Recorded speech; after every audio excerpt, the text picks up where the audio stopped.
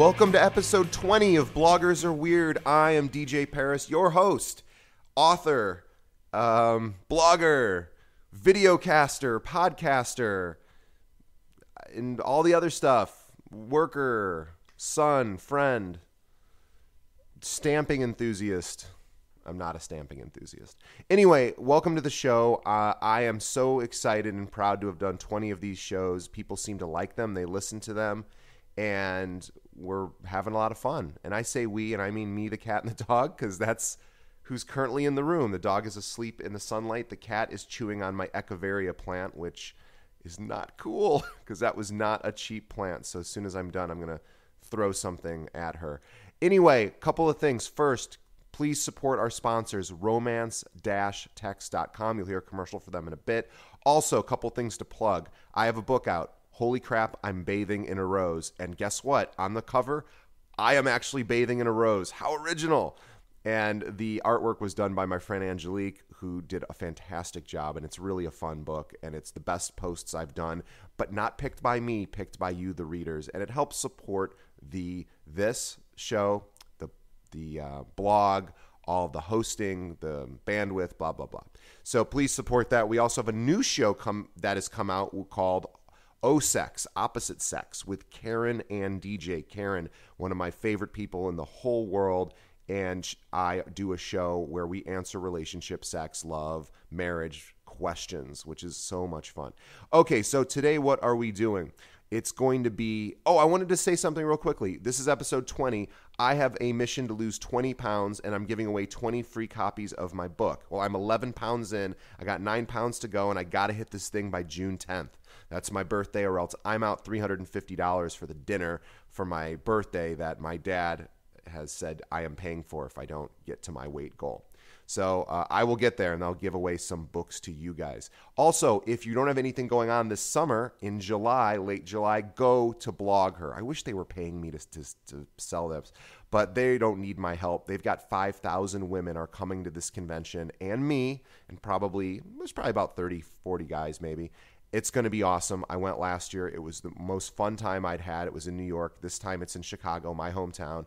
And I am going to be present along with probably just about anyone you read online.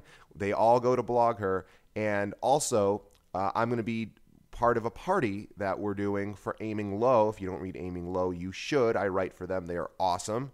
And we do the Come As You Are party. So it's going to be great. I'd love to meet you. And please go to Blog Her. Today, I'm going to be talking about another story of when I went to Catholic school as a Protestant. I went to Catholic high school, and really it wasn't that unusual once I got used to a few of the rituals that Catholics do and are into, and some of the icon stuff. They got icons all over the place, and like big statues of people and Mary, but they don't pray to Mary, yet there's a whole thing about Mary, and you do pray to Mary because there's a prayer for her, right? But then they say, no, we don't pray to her. I never understood it. It was all too complicated for me. I just wanted to know, who's the guy in charge of when you lose stuff? Saint Joe or whoever. I want to pray to that dude when I lose something. Who's the guy that's in charge of open spaces so I can find a parking spot or something? I love the idea of Hindus do that. They've got gods for everything. I think that is so cool. And Catholics, they just have a few gods I don't call them gods, but whatever, saints, whatever. You do all sorts of cool things. Oh, this guy's for, impotence, and, this guy's for, discount clothing and stuff. So anyway, today it's going to be me, and I have about 5 additional people lined up, so I might even switch the format of the show. In the past, it's been every other week I've been doing my little, here's my stuff, but I might change that to 3 of 4 weeks are interviews, and 1 week is me. So you guys don't want to hear me drone on and on every week, so I might switch that up because I'm having so many requests for interviews. But we're going to talk about what it was like my very first day of school in Catholic high school in Peoria, Illinois. And you know what? I loved high school. I mean, I didn't have any dates, and I was woefully insecure and had no self-esteem, but I had a lot of great friends, and some of my closest friends are from that era. And also, I do all of our reunions, or at least I did the last one and I'm doing this one. So I like that stuff. So I'm really proud to have gone to that school, even though I'm not a Catholic and I'm in no danger of converting. But I mean, just for the birth control alone, for Christ's sakes, I'm not converting. That's way too much big of an issue for me. So grab a Diet Coke with lemon or whatever your drug of choice is. This week, mine is a Diet Coke with lemon. Sit back, relax, and enjoy.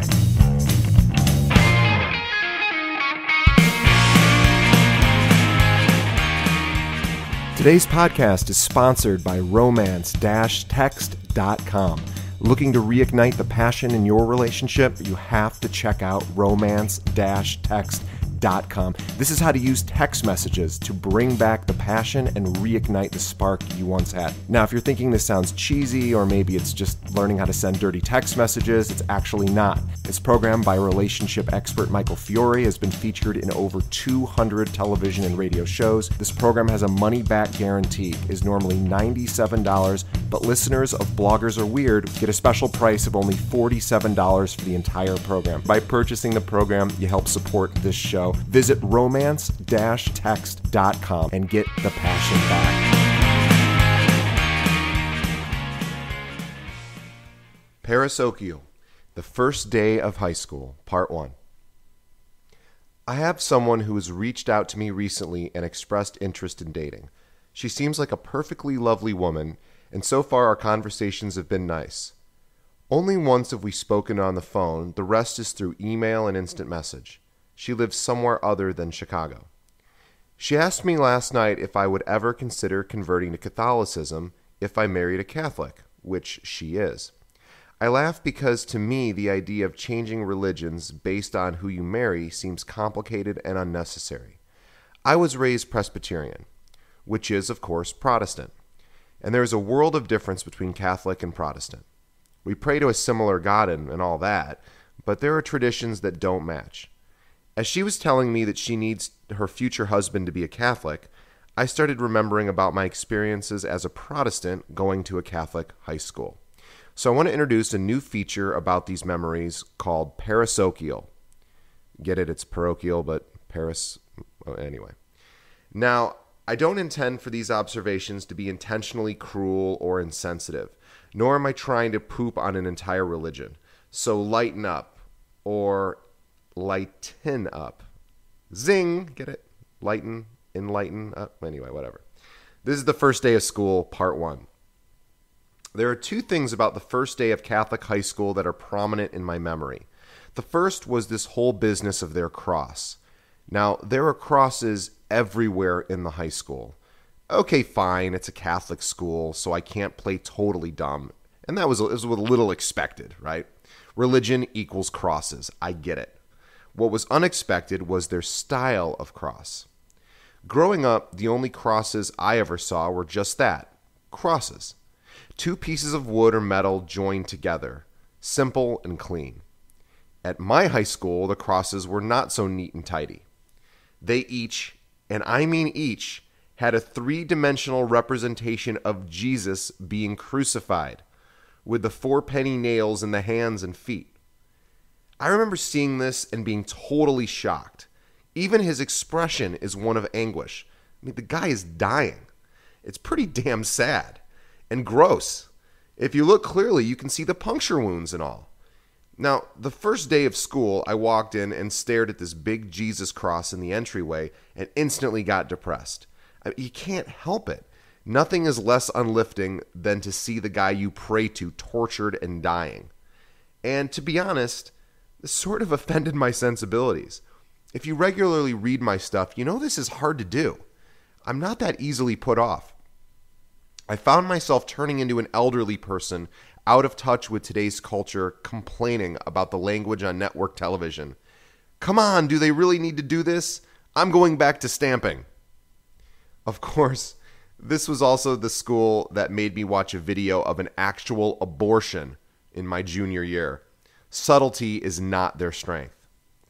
If going to a brand new high school where you didn't know anyone wasn't difficult enough, seeing a guy dying in the commons area when you're trying to eat your lunch, trying to eat lunch is pretty sad and pretty awful.